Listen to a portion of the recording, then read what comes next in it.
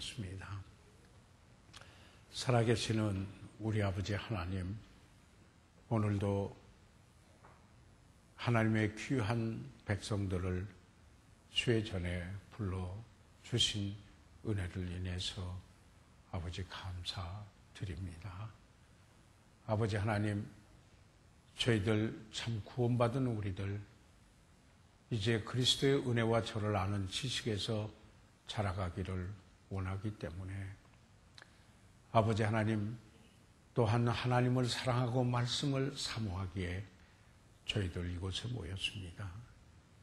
아버지 하나님, 우리 안에 계신 성령께서 이 말씀을 깨닫도록 빛을 비춰주시고, 아버지 하나님, 그리하여 오늘 이 공부하는 이 소중한 시간으로 말미암아 우리 그리스도인의 삶 속에 놀라운 한 이정표를 걸 수 있도록 도와주시고, 아버지 하나님, 복되고 귀한 은혜로운 시간으로 아버지 축복해 주시옵소서. 주님을 사랑하는 귀한 분들을 축복하시며, 아버지 하나님, 그 가정의 필요대로 만나주시고 자녀들을 축복하시며 복된 삶으로 인도해 주시옵소서. 다른 이들에 대한 관심을 갖게 해주시고 사랑이 점점 더 풍성해지도록 도와주시며, 잃어버린 영혼에게 복음 전하여서 주님 앞에 인도하는 그 일에 쓰이시는 귀한 분들이 되도록 아버지 하나님 축복해 주시옵소서. 예수 그리스도의 이름으로 기도드려사옵나이다. 아멘.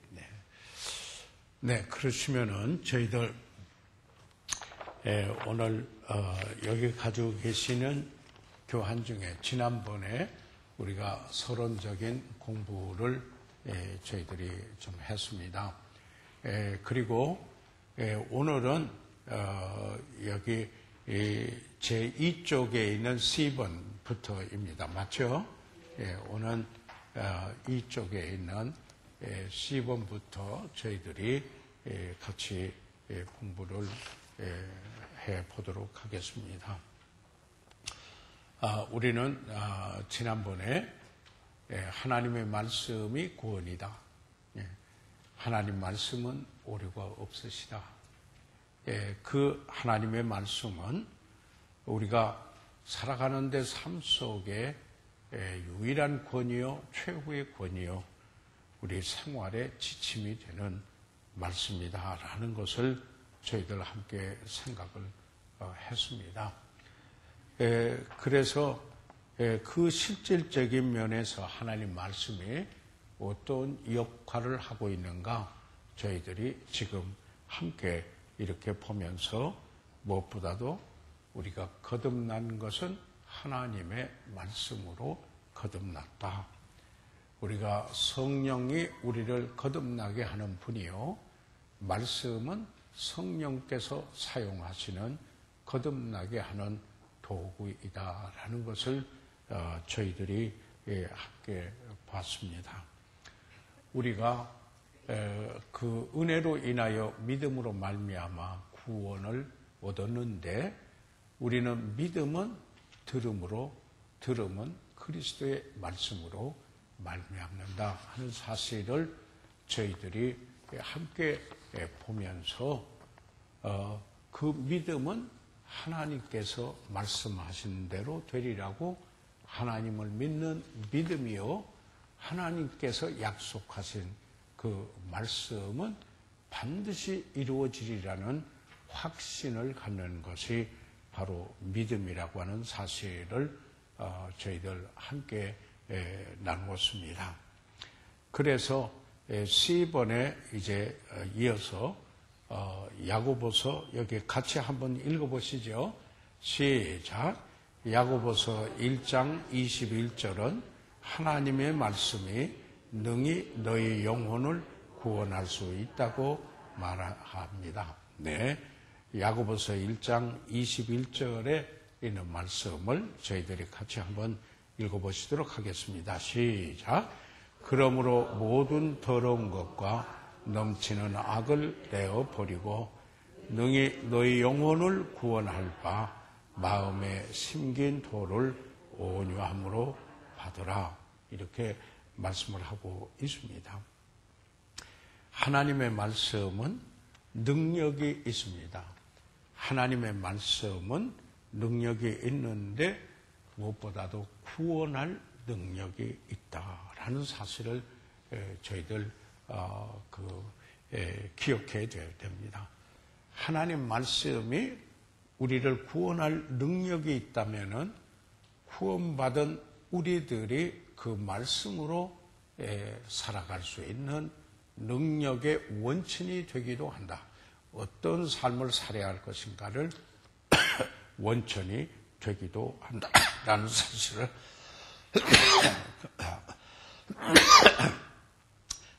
기억해 주시기를 바랍니다.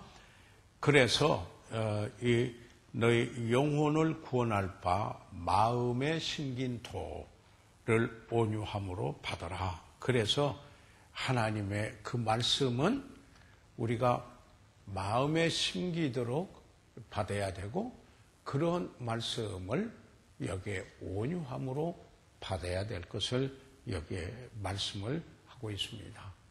그래서 우리가 이런 그 말씀, 하나님 말씀은 그 말씀을 우리가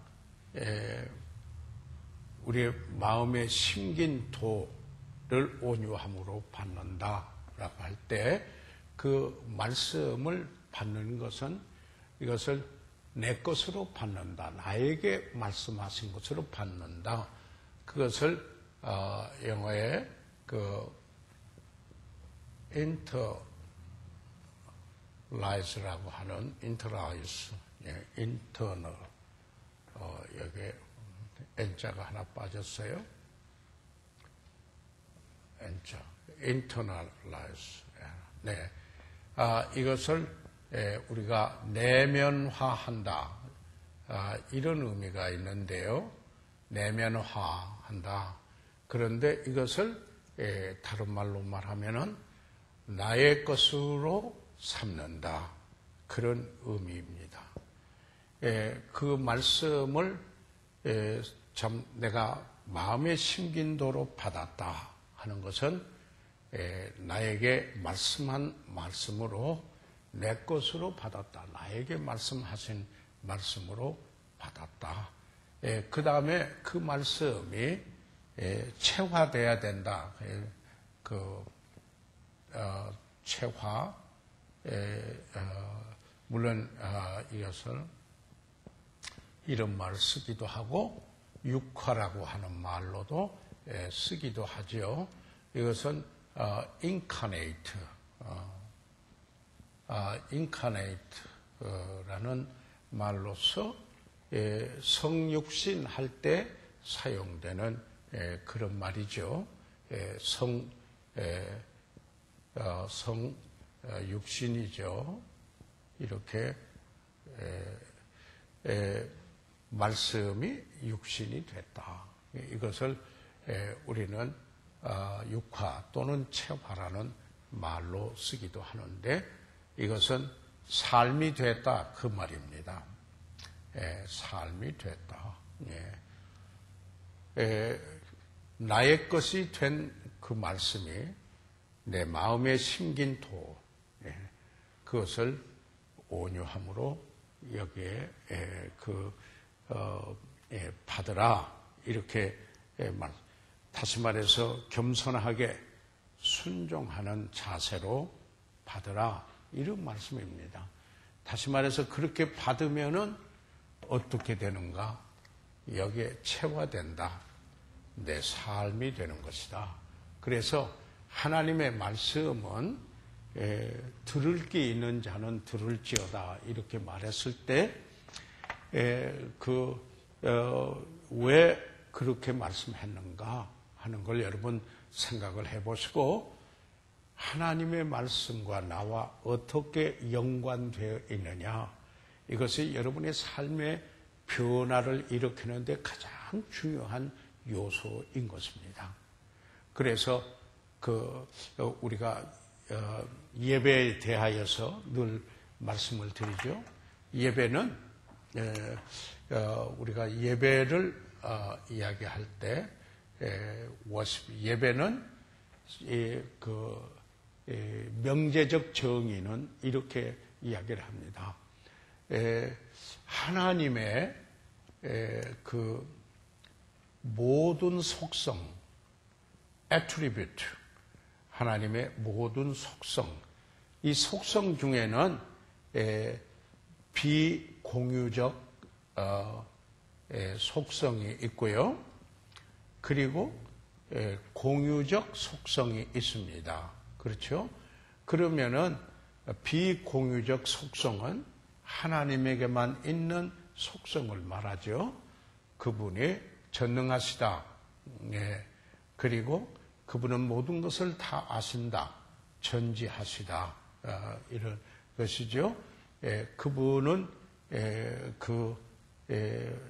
어디나 계신다. 이 편제죠.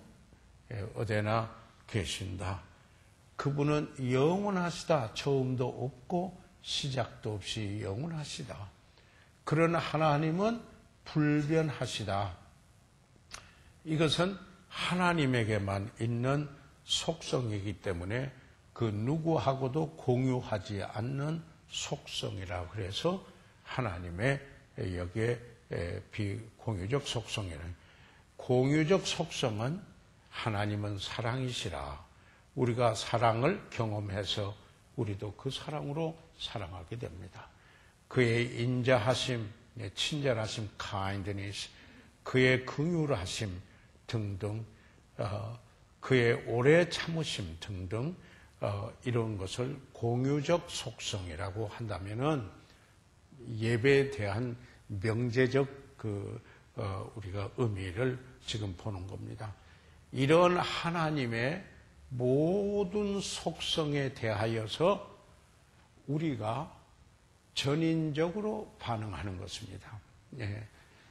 전인적으로 반응한다. 이런 말씀입니다. holistically라는 말을 쓰는데 이 말은 무슨 뜻이냐면은 우리의 몸과 그리고 우리의 마음과 뜻과 정성과 그뿐만 아니라 내 몸과 모든 것을 다하여서 전인적으로 반응하는 것이다. 뭐예요? 이런 하나님의 모든 속성을 가진 하나님의 그 어떤 분인가 하는 계시죠. 하나님이 어떤 분인가 하는 그 계시에 대하여서 모든 속성에 대해서 내가 전인적으로 반응하는 것이 예배다. 이렇게 명제적 예배의 의미가 그렇게 돼요. 그러면은 그래서 그것을 주관적으로는 하나님을 만났다라는 신비적인 경험과, 그래서 줄여서 이야기를 하면 그걸 뭘 하느냐면 내가 하나님을 만났다 하는 이 주관적으로 하나님을 만났다라는 경험과, 그 다음에 무엇을 말하면 객관적으로는 하나님의 계시에 대해서, 말씀하신 것에 대해서, 하나님의 어떤 분인가에 대하여서 그 계시에 대하여서 내가 순종한다. 순종함으로 그 결과는 변화가 있는 것을 가르쳐서 이제 명제적인 예배의 정의라고 이렇게 이야기를 합니다. 만약에 그 퀴즈 간단한 시험을 본다면은 이게 꼭 나올 문제입니다. 한번 여러분 정리를 한번 해봐주세요. 자, 예배가 무엇이냐? 명제적 정의를 간략하게 한 두 줄로 쓰시오. 그런다면은 여러분 머릿속에서 한번 생각을 해보시기 바랍니다. 뭐라고 그랬어요? 하나님의 모든 속성에 대하여서 우리가 전인적인 반응을 함으로 주관적으로 하나님을 만났다는 신비적인 경험과 객관적으로는 그 하나님께 반응, 복종, 함으로, 순종함으로 내 삶의 변화가 일어나는 것이 예배의 정의예요. 그러니까 구경하는 게 아니에요. 그래서 우리가 항상 중요한 것은 말씀과 내와 연관돼야 한다. 그럴 때 그 말씀의 능력이 우리 삶 속에 역사해서 변화를 가져오게 된다. 아멘. 그래서 여기에도 마음에 심긴 도를 온유함으로 받으라. 순종하고자 하는 자세로 받으라. 이렇게 여기에 말씀하고 있다라는 이 사실입니다. 그럴 때 그 말씀을 받는 사람들에게는 반드시 변화가 일어난다. 그냥 완전히 영화됐다 그런 게 아니고, 그때 그 예배를 통해서, 그 모임을 통해서만이 하나님께서 나에게 말씀해 주신 그 일로 인하여서 그 말씀에 내가 반응해서 그 부분에 변화가 일어나게 된다. 그래서 예배를 하고 갈 때 이렇게 고백하게 된다. 나는 오늘 하나님을 만났습니다. 이렇게 말하게 된다는 이야기입니다. 우리가 중요한 것은 영국에 두 유명한 목사님이 계셨어요.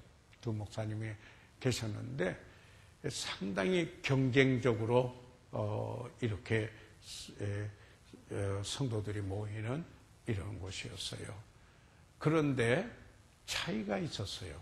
하나는 뭐냐면은 한 분들은 한 곳에서는 그들이 예배하고 가면서 뭐라고 그러냐면은 야, 우리 목사님 설교 잘하신다. 그렇게 반응을 하고 갔어요. 그런데 또 한 교회에서는 뭐라고 반응했냐면 참 하나님이 놀라우신 분이다. 누가 진짜 예배하고 하는 거예요? 후자가 그렇게 예배하였을 것입니다. 그래서 우리가 강의 시간 내에 또 광고해야 할 게 있습니까? 끝나고 네, 감사합니다. 이따가요. 자, 그래서 우리가 정말 성도로서 예배자라면은 말씀에 대하여서 반응하는 자여야 한다.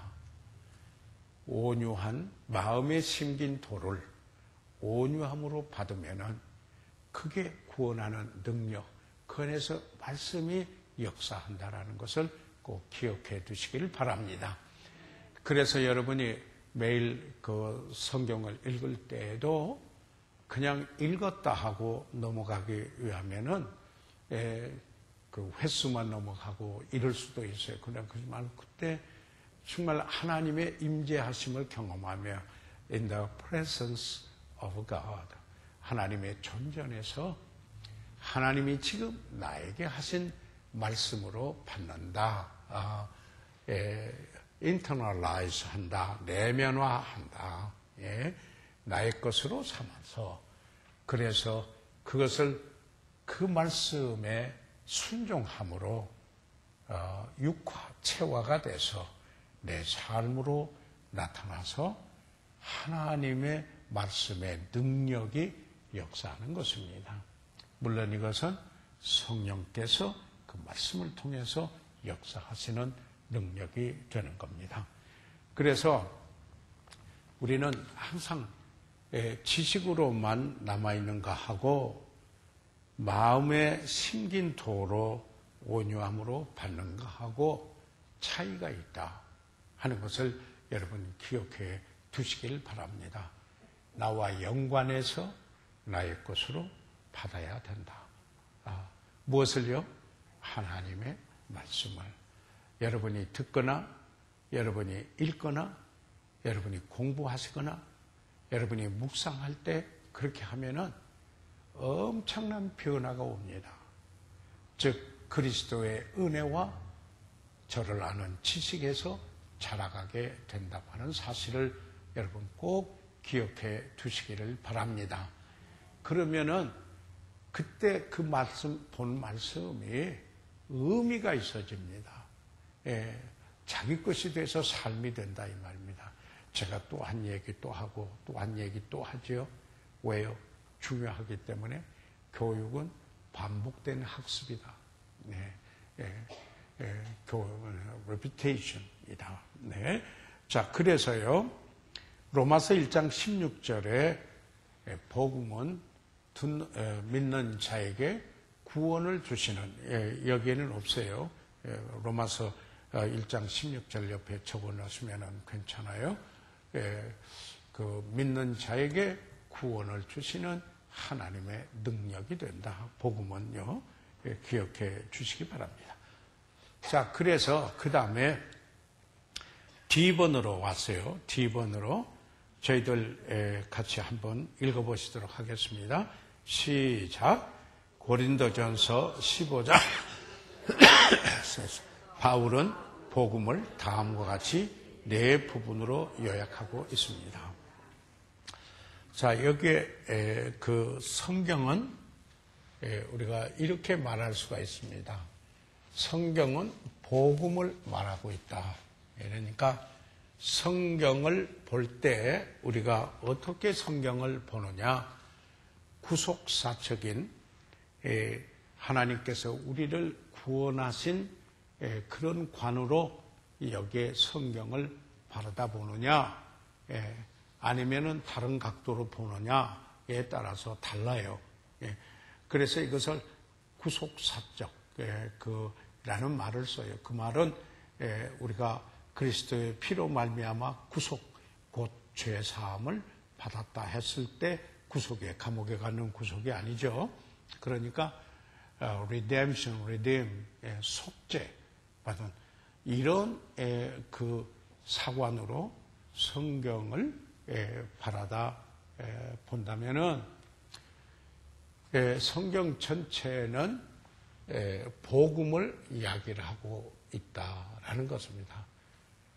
복음, the gospel, 기쁜 소식, good tidings, 좋은 소식이라고 하는 말인데, 성경 전체를 통하여서 어떻게 하냐면은 복음에 대하여서 창세기 3장 15절에서부터 원시적인 복음, 이렇게 primitive gospel라는 말을 쓰기도 합니다. 그러니까 처음 복음에 대하여서 말씀하고 있는 이런 말씀, 원시적인 복음이다 하는 말을 쓰기도 합니다. 그 다음에 그 복음에 대하여서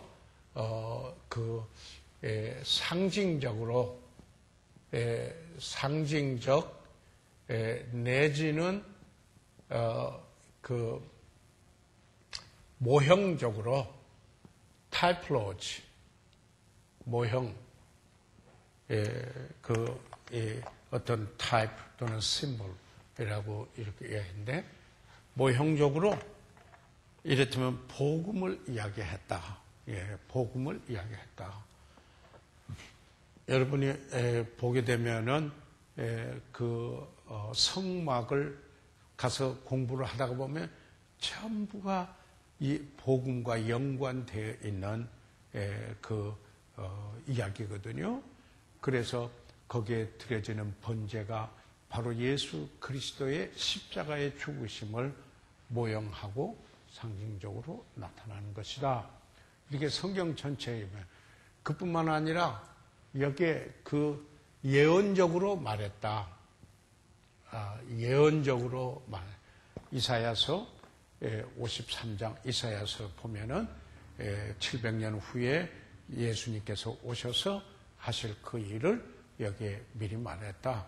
그러니까 성경에서는 어떤 원시적으로 또는 상징적으로 그리고는 어떤 모형적으로 그리고 예언을 통해서 예언적으로 말씀을 하셨고, 그리고 실제로 예수님이 오셔서 이 땅에 오셔서 그가 이 복음이 무엇인가를 보여주셨는데, 이 복음에 대한 그 정의는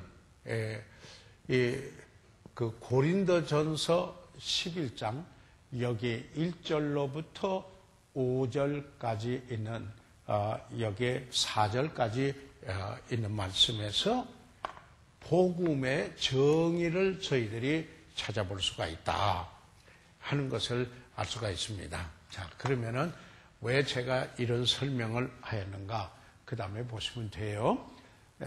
여기에 그에서 우선 고린도전서 15장 1절로부터 4절까지 읽고 난 후에 올라가서 1, 2, 3, 4 여기에 복음을 네 부분으로 요약한다는 것을 말씀을 나누고자 합니다. 자, 그러면은 이 고린도전서 15장 1절로부터 4절까지 다 같이 읽어주세요. 시작. 형제들아, 내가 너희에게 전한 복음을 너희로 알게 하노니 이는 너희가 받은 것이요 또 그 가운데 선 것이라. 너희가 만일 나의 전한 그 말을 굳게 지키고 헛되이 믿지 아니하였으면 이로 말미암아 구원을 얻으리라. 내가 받은 것을 먼저 너희에게 전하였노니 이는 성경대로 그리스도께서 우리 죄를 위하여 죽으시고 장사 지낸 바 되었다가 성경대로 사흘 만에 다시 살아나사. 자, 그러면은 여기에서 바울이 이런 말을 하셨어요. 형제들, 내가 너희에게 전한 복음을 너희로 알게 한다.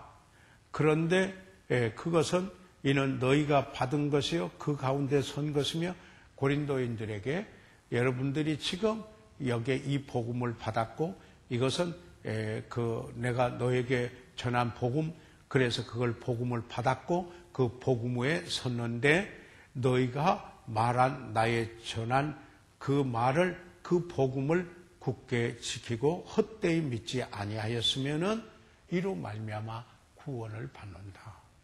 그러니까 복음을 믿었다면은 구원을 받는다. 그런 말이죠. 그러면은 이 복음을 구체적으로 어떻게 여기에 나누어서 이야기할 수 있겠는가? 이 고린도전서 15장 1절에서 4절이 성경에서 딱 이게 복음이라고 말하고 있는 정의한 부분이에요. 그래가지고 그 갈라디아서 1장에서 바울이 다른 복음은 없다 그렇게 말했어요. 예? 다른 복음은 없다. 예. 그러니까 만약에 천사라도 와서 이 복음 외에 다른 복음 전하면은 그건 저주가 있을 것이다. 이렇게 이야기를 했어요. 예. 그러니까 이 복음은 이렇게 해서 서울에 가든 저렇게 해서 서울에 가든 서울만 가면 된다 이런 게 아니에요. 이 복음은 오직 한 길이에요. The only way.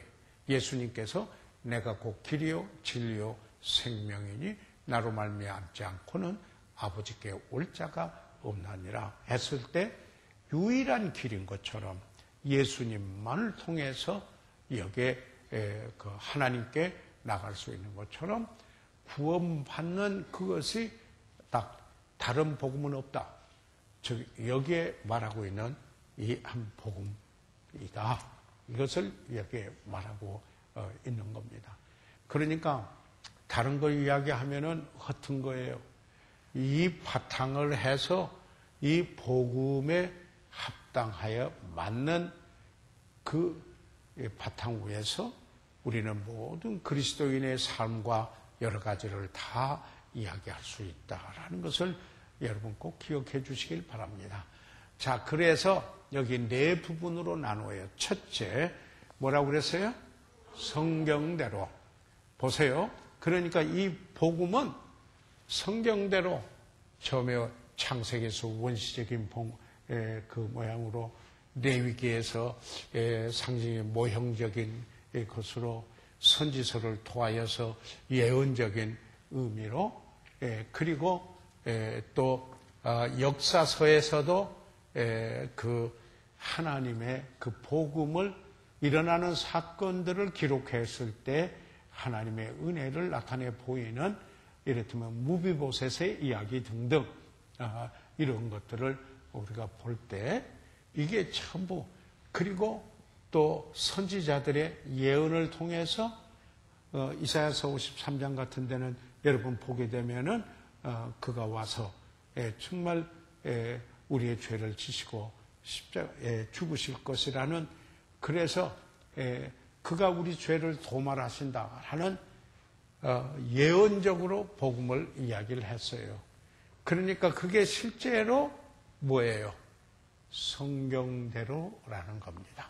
그 의미를 이제 알겠어요? 보세요. 여기에서 뭐라 하냐면 이는 성경대로라고 했습니다. 어디서 만들어내고 지어낸 것이 아니라는 겁니다. 예? 그래서 바울이 받은 그 복음은 성경대로인 것입니다. 그래서 어떤 이야기를 할 때 항상 중요한 요점이 있어요. 근거가 무슨 바탕으로 그 말을 합니까? 성서적인 바탕에 그 바탕에 근거가 있을 수 있어야 돼요. 어떤 사람에서 자기 생각, 자기 감정, 자기 체험 막 이야기 맘대로 하는 분이 있어요. 그럴 때 물어보고 싶은 질문이 하나 있어요. 그것을 성경에 어디다가 근거를 두고 그 이야기를 하십니까? 라고 이야기해요. 우리가 그래서 지난번에 공부했죠. 이성이 권위일 수가 있고 체험이 권위일 수가 있고 유전이 권위일 수가 있고 성경의 권위일 수가 있다. 그런데 우리는 성경만이 유일한 권위요 최후의 권위요 우리의 삶의 지침이요 바로 이 성경이 뭐라고 말하고 있나 이게 중요하다. 그래서 What the Bible says 성경이 뭐라고 말하고 있는가 이것이 바로 어느 교회에서 이렇게 말했다 그런 게 중요한 거 아니고 어느 뭐 천주교에서 이렇게 했다 뭐 했다 이런 게 중요한 거 아니고 성경이 뭐라고 말하고 있는가. 아멘. 그래서 이 복음은 첫째 성경대로였다. 그래서 두 번째로 그러면은 성경대로 여기에서 말하고 있는 두 번째 복음의 내용은 그 하나는 뭐냐면 그리스도께서 죄를 위하여 죽으시고 라고 하는 이 사실입니다. 죄의 삭은 사망이라고 그랬습니다. 그래서 그가 우리 죄를 지시고 대신 죽으셨다. 죄 없으신 그분이 그가 죄가 되셨다. 그래서 그리스도께서 우리 죄를 위하여 죽으셨다. 그러니까 복음은 바로 절대적으로 이런 성경의 바탕을 두었고 그리고 두 번째 그리스도께서 내 죄를 위하여 죽으셨다라고 하는 것이 복음이라는 거죠. 이게 들어가야 된다는 거죠. 이게 들어가지 않는 복음이 진짜 복음이 아니다 이거죠. 성경적으로 말하는 복음이 아니다. 듣기 좋은 소리일 수는 있어요. 기쁘고 뭐 여러 가지. 그러나 복음은 첫째 그리스도께서 우리 죄를 위하여 죽으셨다. 이게 복음 속에 반드시 포함되어 있어야 돼요. 그렇게 말하려면은 인간이 죄인이다라는 사실을 깨달아야 돼요. 맞죠? 그리고 자기 자신의 그 노력이나 힘으로 그 죄값을 갚을 수 없는 인간이다.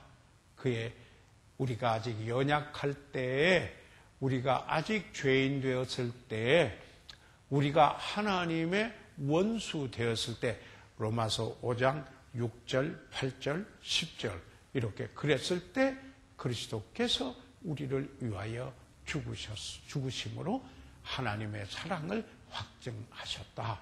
그래서 여기에 복음에는 반드시 여기에 그 사람은 괜찮은 사람이야 그런 게 아니고 여기에 이렇다면 아니 우리가 일반적으로는 바나바 착한 사람 이것은 주 안에 들어와서 이제 따로 설명을 해야 될 거지만은 인간은 본질적으로 죄인이고 그리고 그로 말미암아 그 싹슨 사망으로 영원한 형벌과 지옥으로 가게 되어 있다. 그런데 하나님의 은혜가 임했다. 그것은 죄 없으신 하나님의 아들을 이 땅에 보내셔서 그가 나의 죄를 대신 지시고 그 죄값을 십자가에서 피 흘려서 갚으셨다. 피 흘림이 없은즉 사함이 없느니라. 이렇게 되니까 예수 그리스도께서 우리 대속의 죽음을 하셨다. 이게 성경의 근본주의 5대 교리 중에 하나 여기에 들어가는 거예요. 그게 빠지면은 기독교라고 말할 수가 없어요. 하나님 은혜 속에 제가 말씀을 드린 적이 있는 것 같은데 성경의 5대 근본 교리 그게 뭐냐면 첫째 성경은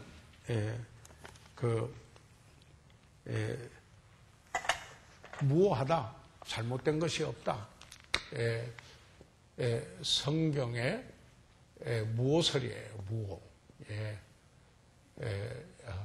그리고 성경만이 하나님의 말씀이고, 그리고 유일한 권위고 최후의 권위요. 우리의 지침입니다. 두 번째가 뭐냐면은 그리스도의 신성이에요. 그리스도의 신성. 이것은 무엇을 말하느냐면은 성령으로 잉태되신 하나님의 아들이다. 그리스도의 신성에 그가 하나님이시다. 그가 그 본래 하나님의 그 본체 하나님이셨는데 빌립보서 2장에서도 말씀을 하고 있잖아요. 그래서 성령으로 잉태된 하나님의 독생자가 육신을 입고 하나님의 독생자가 성령으로 여기 잉태되어 육신으로 오신 하나님이시다. 이걸 부인하면은 기독교가 아니에요. 세 번째로 5대 근본 교리를 무엇을 이야기하느냐면은 그것은 그리스도의 대속의 죽음을 이야기해요. 대속의 죽음. 다시 말해서 다 하나님의 은혜를 나타내는 거죠. 그분이 십자가에서 죽으심으로 우리 죄를 대신해서 그리스도의 대속의 죽음이라고 그래요. 대속해서 죽으신 죽음. substitute라고 해. 이렇게 이야기해요. 다시 말하면 십자가에서 피 흘리셔서 우리의 죄를 속해 주셨다. 그래서 그분이 십자가에서 우리의 죄를 속죄해 주셨다. 피 흘림이 없은즉 사함이 없으니까 그거 안 믿으면 기독교 아니라 이거죠. 보세요. 그 다음에 네 번째로 우리가 여기서 볼 수 있는 거는 뭐냐면 그리스도의 몸의 부활이에요. 그리스도의 몸의 부활.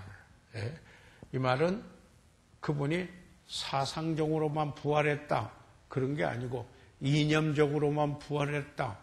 이런 게 아니고 몸으로 부활했다 하는 이야기입니다. 그래서 부활의 첫 열매가 되셨다. 그러니까 우리도 영광스러운 부활의 몸으로 덧입을 것이다 라는 이것이에요. 그분이 올리움을 본 그대로 다시 오신다.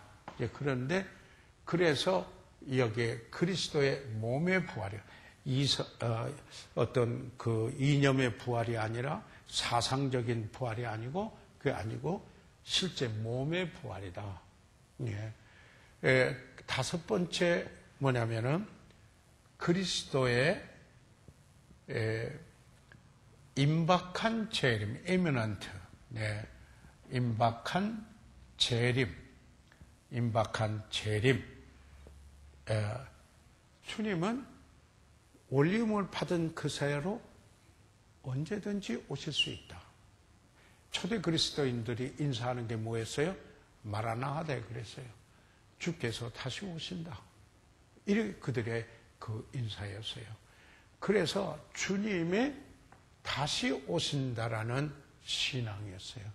이것은 초림보다 오히려 9배나 많아요. 성경에 말하고 있어요. 바로 이것이 이렇다면 5대 근본 교리라고 그래요. 여기에서 무엇을 부인해도 진정한 의미의 기독교라고 말할 수가 없어요. 왜 이렇게 말하게 되느냐? 르네상스가 있고 난 후에 그 이성주의가 생기면서 이성이 권위가 돼서 성경을 고등 비평을 했어요. 그래가지고 난도질을 하게 됐어요. 그래가지고 성경을 본래 기록된 의미대로 보지 않고 사람의 생각으로 보게 됐어요. 그랬을 때 그래서 자유주의 신학이라는 게 나왔는데 아니다. 성경은 바로 이런 5대 근본 교리를 가지고 있는데 이것을 아니 믿으면은 그건 기독교가 아니다. 참된 죄가 아니다. 자, 이 복음으로 돌아와서요. 이 속에 복음이 다 들어있어요. 복음에 들어와서 성경대로 성경에서 그렇게 말씀하셨다. 그런데 죄 없으신 하나님의 아들이 그렇죠? 와서 우리의 죄를 그분이 대속해 주신 은혜 때문에 우리가 죄 사함 받고 구원을 받는다. 아멘. 그래서 여기 보세요. 자, 1, 2까지 왔어요. 그 다음에 3번 뭐예요? 시작. 장사 지낸 바 되었다가 이것은 왜 중요한가? 어떤 사람은 예수님께서 다시 혼절했다가 나중에 깨어났다. 이렇게 그 이야기를 하는 거예요. 그런데 그가 완전히 죽으셔서 장사 지낸 바 되었다. 그는 죄 삭은 사망이요. 그 피 흘리심으로 속죄하셨을 뿐만 아니라 완전히 죄 삭을 대신 치르셔서 그분이 죽으셔서 장사 지낸 바 됐다. 이게 중요한 거예요. 아멘. 그래서 이게 절대적으로 중요한 의미가 있는 거예요. 장사, 지금 복음에 포함되어 있는 4가지 부분 여러분 여기 보세요. 그러니까 이 복음적이냐 아니냐 할 때는 바로 이 사실을 바르게 믿고 전하고 있고 이 바탕 위에 신앙을 가지고 있느냐 하는데 여기에 그 분별할 수가 있어요. 분별할 수가 있어요. 4번째 뭐예요? 사흘 만에 다시 살아나사.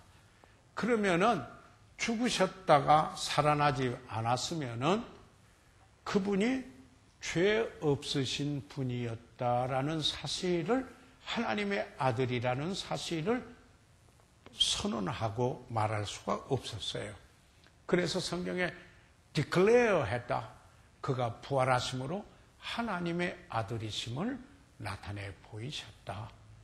그것도 어떻게 해요? 성경에서 여기 성경대로 그랬어요. 또 성경대로. 그러니까 그가 죽으신 것은 성경대로 죽으셨고 성경대로 장사 지낸 바 됐고 성경대로 뭐예요? 다시 살아나셨다. 몸으로 살아나셨다. 이게 복음 속에 포함되어야 되는 거예요. 그래서 그리스도의 몸의 부활이에요. 이 몸의 부활이에요. 그래서 여기에 딱 복음에 대한 정의가 여기에 있어요. 만약에 이렇게 했다 하더라도 부활이 없다면은 의미가 없어요. 그죠? 예, 그리스도의 그 부활을 여기에 해서 첫 열매가 되도록 했는데, 그래서 복음에는 바로 이와 같이 그리스도의 부활하심이 포함되어 있다라는 것을 여러분 꼭 기억해 주시길 바랍니다. 그리고는 그분이 가셔서 그렇게 하고는 우리 버려두는 게 아니고 보혜사 성령 보내시고 그리고 그가 다시 오신다 하는 게 그 분명한 그의 약속입니다. 이것을 우리는 blessed hope, 복스러운 소망이다 이렇게 이야기를 하고 있는 겁니다. 그래서 여기에 우리가 항상 모든 메시지에서 복음이 들어가 있다. 이것을 뭐라고 말하냐면은 복음적인 교회다 이렇게 말합니다. 복음적인 설교를 한다 이렇게 말할 수 있는 거예요. 예. 그래서 그 결론의 핵심은 그리스도의 중심. 내가 아니라, 그래서 신앙도 여러분 보세요. 그저 무속신앙적인 기도도 성경하고 상관없이 크고요, 막 자기가 구해가지고 막 기도에 막 어디서 얻었다. 그런 게 아니고, 그거는 그 일반 종교에서 얼마든지 볼 수 있어요. 아니고, 구원받은 사람은 그리스도 중심이다. 그리스도께서 하셨다. 그분의 이름을 영화롭게 한다. 그의 이름을 높인다. 그러면은 우리에게 비전이 생겨요. 그래서 우리가 사업을 해도 어떤 일을 하더라도 목적이 생겨요. 다시 말해서 그리스도의 중심적인 목적이 생겨요. 그래서 하나님이 물질적으로도 축복하실 수 있고 가정적으로도 다 쓰일 수 있도록 같은 목적이 있기 때문에 하나님이 축복하시고, 그래서 하나님이 크게 쓰이시는 세상을 변화시키는 일에 쓰일 수 있는 사람이 된다. 이게 우선순위가 뒤바뀌어서는 안 돼요. 예. 그럴 때는 감동을 주지를 못한다 이 말씀이죠.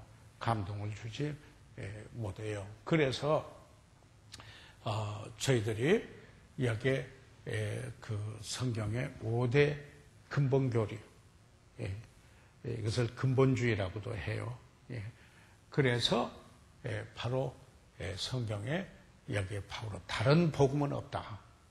그래서 이 복음을 고린도인들에게 딱 정의해서 이야기해주고 있습니다. 여러분이 누구에게든지 복음에 대해서 물으면은 말할 수 있어야 합니다. 성경에 어디서든지 복음의 어떤 원시적인 것, 상징적인 것, 모형적인 것, 예언적인 것, 역사적인 사건을 통해서 다 이야기를 할 수가 있는데, 그 복음에 대한 정확한 정의는 고린도전서 15장 1절에서 4절까지, 더 좁히면은 3절, 4절이고, 그리고 다른 복음은 없다. 다른 복음을 전하면은 천사라도 저주를 받을 것이요, 바울이 그렇게 받아서 전한 복음 외에 나중에 바울이 와서 딴소리 해도 그것도 저주받을 거라고 그랬어요. 그만큼 유일성, 획일성, 이것은 복음에 대해서는 타협의 여지가 없다. 이것이 우리가 그래서 믿는 자에게 구원을 주시는 하나님의 능력이 됩니다. 왜 제가 이렇게 강조를 많이 합니까? 복음을 믿어야 구원받기 때문에. 복음의 주인공은 예수 그리스도이십니다. 그래서 복음을 전해야 되기 때문에, 그러면 복음이 무엇인지 알지 못하고 우리가 어떻게 복음을 전하고 복음대로 살겠다. 그래서 복음적인 삶은, 복음에 합당한 삶은 이렇게 되는 거예요. 내가 아니라 그리스도 중심이에요. 나는 그리스도와 함께 죽었고 이제는 내가 산 것이 아니요 내 안에 그리스도께서 사신다. 이게 복음에 합당한 삶이에요. 그래서 그 복음에 합당한 삶은 그래서 다른 사람의 유익을 구하면서 살고자 해요. 이런 게 이제 복음에 합당한 삶으로 연결되는 것을 여러분 기억해 주시기를 바랍니다. 그래서 그 다음으로 가시죠. 네, 보면은 여기 같이 읽겠습니다.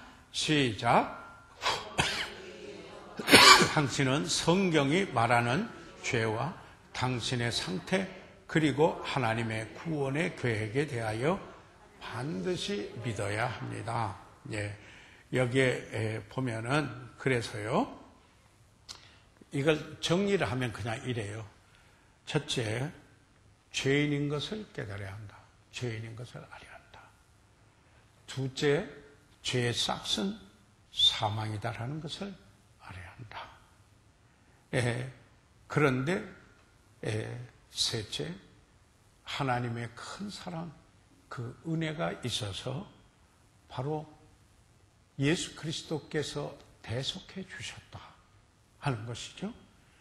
그런데 넷째, 그런 은혜가 우리를 회개케 해요. 내 죄를 때문에 저가 십자가에 못 박히시는 고통을 겪으셨다.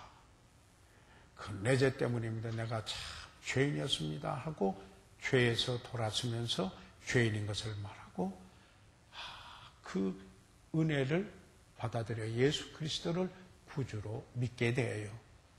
그렇게 믿게 되면은 회개와 믿음이라고 그러죠. 이것을 구원의 동전의 양면이라고 그러죠. 회개가 있고 믿음이 있어요.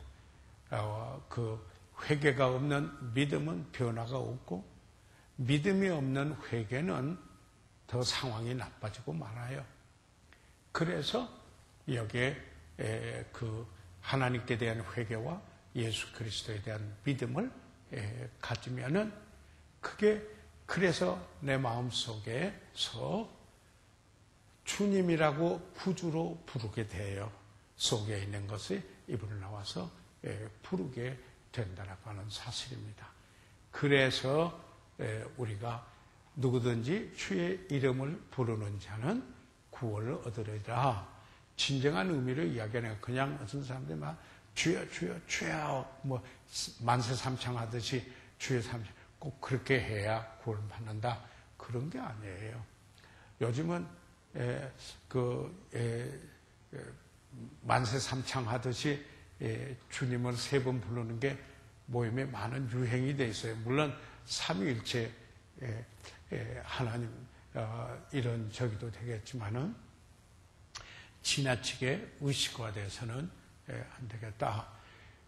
이 말씀에 대한 성경적인 배경을 여러분이 에베소서 2장 1절로부터 10절까지 한번 적어놓고 한번 보세요. 제가 간략하게 그 말씀을 드리도록 하겠습니다. 그러니까 에베소서 2장 한번 열어보세요.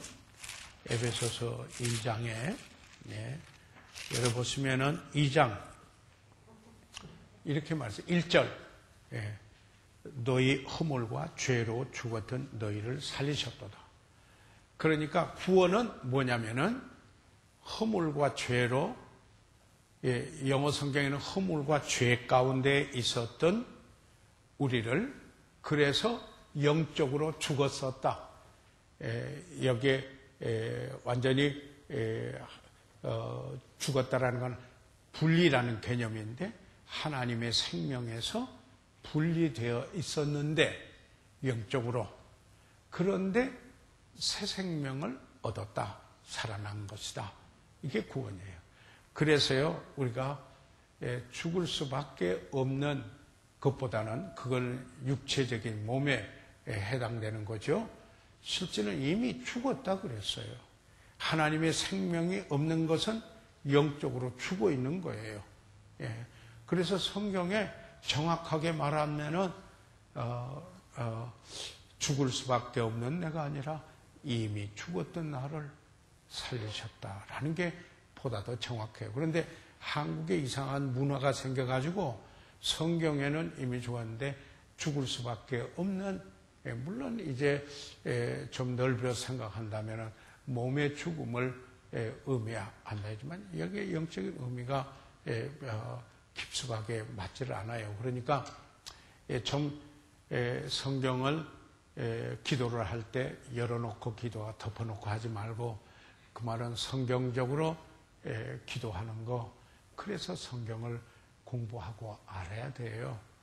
어때 유행 따라가서 기도하는 게 아니고 하나님 말씀을 보고 여기에 그걸 바탕을 두고 우리가 기도하는 거, 그러면은 거룩한 소원 하나님의 뜻대로 기도하게 되잖아요. 기도의 목적은 뜻이 하늘에서 이루은 같이 땅에서 이루어지도록 하는 건데, 그런데 그냥 무속같이 저게 구하여도 얻지 못하면 정욕으로 쓰려고 잘못 구함이니라. 하나님 말씀 없이 기도하니까 자기 욕심만 구하는 거예요.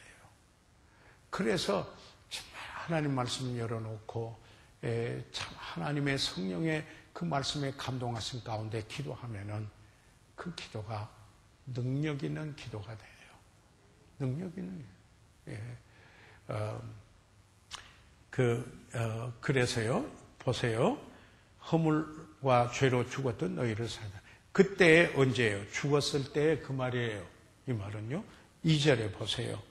너희가 그 가운데서 행하여 세상 풍속을 좇고 죽은 자 가운데서 행하였고 하나님의 생명에서 분리된 삶을 살았고, 그래서 세상의 원리를 따라서 살았고 세상 풍속을 좇고 공중의 권세 잡은 자를 따랐으니 사단이 나를 지배해서 사단을 따라가는 삶을 살았고, 곧 지금 불순종의 아들들 가운데서, 다시 말해서 불신앙의 아들들, 여기 믿지 않는 사람들의 특징은 불순종이에요. 이 순종과 믿음은 헬라어의 동의어예요. 그래서 믿지 않는다 하는 것은 불순. 여기 요한복음 3장 36절에서 말할 때 뭐냐면은 순종치 아니하는 자들은 그렇게 번역되는데, 영어 성경에는 믿지 아니하는 자들은 이렇게 번역을 하고 있어요. 요한복음 3장 36절에도. 그래서 뭐라고 말하느냐 하면 구원받지 않은 사람들을 총체적으로 볼 때 불순종의 아들들이라. 이렇게. 이 말은 믿지 않는 사람들의 말할 때 특징이 하나님에 대해서 불순종하는 사람들이에요. 무슨 말인지 이해가 됩니까? 예. 그런 우리들이었다. 그때 영적으로 죽었을 때 그랬다. 그래서 그 안에서 사탄이 그 역사하고 있었는데, 3절 또 전에는 그랬어요. 그때는 그 말이죠. 구원받기 전에는, 살아나기 전에는, 생명을 갖기, 새 생명을 갖기 전에는 우리도 다 그 가운데서 우리의 육체의 욕심을 따라, 그때 우리는 무슨 동기를 가지고 사느냐면은, 어떤 욕구를 가지고 사느냐면은 육체의 욕심, 이것은 죄성으로 말미암는 여기에 정욕, 욕구, 그 뭐예요? 방종하고자 하는 욕망, 안목의 정욕, 그저 소유하고자 하는 욕망, 이생의 자랑, 그리고 자기가 자기 자신을 나타내려고 하는 욕망, 전부 자기가 중심이 되어 있는 그런 삶, 육체의 욕심을 따라서 지나며, 그래서 육체의 마음에 원하는 것을 하여, 그 죄성에 원하는 것들을, 그것을 하여 다른 이들과 같이 본질상 진노의 자녀, 여러분들이 다른 그 사람들과 똑같이 하나님의 진노를 받아 마땅한 사람들이었었다. 전에 그랬다 이 말이죠. 거듭나기 전에, 그때 그랬다 이 말이죠. 그런데 여기에 자녀이었더니라는 리가 나오는데 접속사예요. 그래서 다른 그 영어 성경이나 이런 거 볼 때는 이 접속사가 4절에 붙어요. 그러나 이렇게 시작을 해요. 그러니까 이와 같이 본질상 진노의 자녀였다. 그런데 여기에 하나님이 개입하신 거예요. 그러나 긍휼에 풍성하신 하나님이 우리를 사랑하신 그 큰 사랑을 인하여 우리가 이런 형편에 하나님의 사랑이 개입하셨다. 하나님의 은혜가 임하였다. 큰 긍휼이 풍성하신 하나님이 그 큰 사랑으로 이렇게 나와요. 인하여 5절 보세요. 허물로 죽은 우리를 죽을 것이라고 말하지 않았어요. 그래서요. 허물로 죽은 우리를 그리스도와 함께 뭐예요? 살리셨고 그리스도와 함께 죽고 그분이 십자가에 여기서 그 복음을 말하죠. 그리고 그와 함께 살았다. 그래서 이제는 내가 아니라 그리스도가 사는 그리스도의 중심적인 삶이 됐다. 여러분 이게 참 분명하고도 확실한 게 이런 메시지가 사람 듣기 좋게 하기 위해서 사람만 끌게 하기 위해서 정확한 메시지가 안전해지는 게 문제라 이 말이죠. 그러면 나중에 하나님 앞에서 헤아림을 받을 때 그 목회자는 자기가 하나님 앞에서 헤아림을 받게 될 것이라 이 말이죠. 성경대로 했는가? 이게 그 심판받을 수 있는 그 근거예요. 그 다음에 보세요. 가로 열고 뭐라고 했어요? 너희가 은혜로 구원을 받은 것이라. 아멘. 그래서 이것은 하나님의 전적인 은혜다. 그리스도께서 이게 복음이에요. 그래서 이것을 은혜의 복음이라고 그랬어요.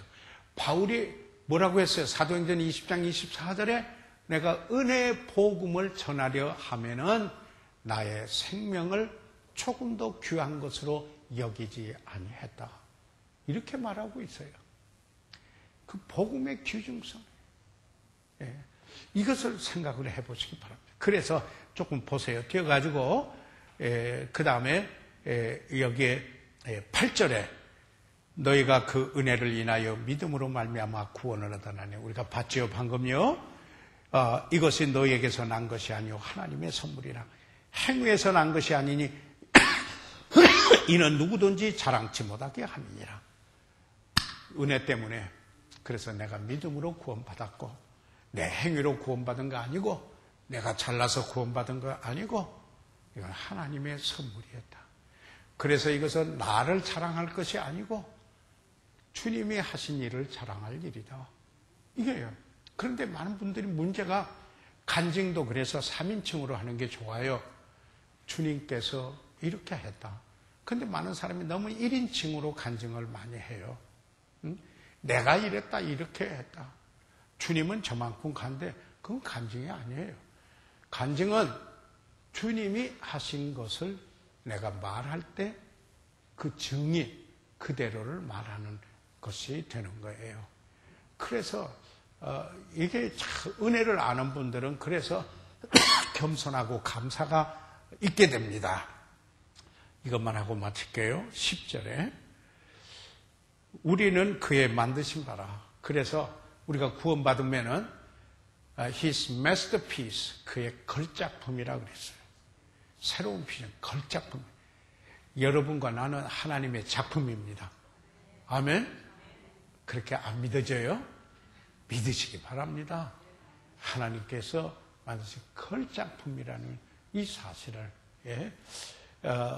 그래서 여러분 수 놓아 보셨어요? 수 놓아 보시면 그러면 수를 놓으실 때 여러분이 수를 어떻게 놓을 거예요? 그림이 있어요? 없어요? 그림이 있죠. 그러니까 계속 놓아가죠. 그렇죠? 그런데 수를 놓다가 누가 와서 보고는 뒤를 이렇게 보더니 이거 뭐야? 이 무슨 장난이야? 이 실 가지고 장난이야? 그럴 때 여러분이 뭐라고 그랬어요? 당신 모르는 소리 하지 마. 이렇게 다 끝나놓으면은 이게 아름다운 한 폭의 그림이 되는 거야. 그와 같이 주님께서 우리를 그의 걸작품으로 만들어 놓으셨습니다. 우리는 그렇게 빚어져 가서 나중에 완전히 주의 우리가 주님이 오신 본 그대로 우리가 될 것이라고 요한일서에 말했습니다. 아멘. 그래서 이제는 우리가 뭘 해야 되나? 선한 일에 열심하는, 선한 일을 위하여 지으심을 받은 자니, 그러면은 우리들은 어떻게 하나님의 뜻을 행하고 살도록 지음을 구원받은 사람이다. 그런 이야기입니다. 그래서 좋은 일을 하도록 우리가 우리 자신의 힘으로 구원받은 게 아니에요. 그러나 이제는 우리가 구원받았고 성령이 우리 가운데 계시기 때문에 우리가 이제 성령의 능력을 힘입고 그런 삶을 살도록 우리가 지음받은 자이다. 생의 목적이 생겼어요. 아멘. 그리고 그 능력이 공급돼요. 달라져요. 이 말씀이 여러분에게 복이 되길 바랍니다. 그래서 이 구원받은 게 얼마나 엄청나고 놀라운 것인가. 할렐루야. 이럴 때는 우리도 할렐루야는 주님을 찬양한다. 그런 뜻이에요. 주님을 찬양합시다. 아멘. 오늘 여기까지 공부하고요. 그 다음에 여기 로마 숫자 2번부터 저희들 하겠는데요.